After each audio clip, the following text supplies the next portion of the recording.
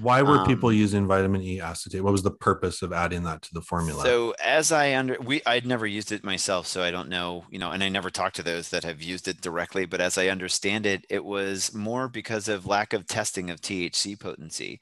So Mm. if I had a vape cart and I saw a bubble, and I flipped the vape cart over, how long did it take for the bubble to go up to to go back to the other side?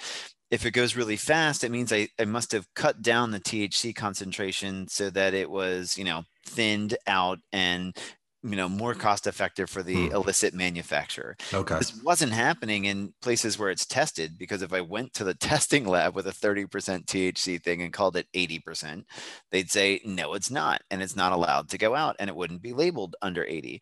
But in illicit market where there's no testing and there's, no labeling, I'm going strictly by this visual test.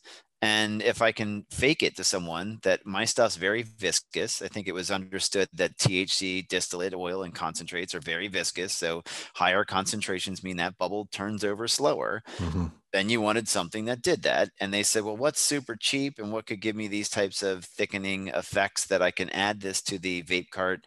And, they didn't approach it from the standardization standpoint. They approached it from the, how do I visibly make it look like this is high potency THC? So I want something that, will flow enough to get in the cartridge, but is thick enough that it passes the bubble test. Gotcha. And that unfortunately was, I think, the large driver for how this could be useful in that respects. But it was, the reason is, when you heat a molecule like that, it degrades into another molecule that's highly reactive and was causing all the problems in the lungs.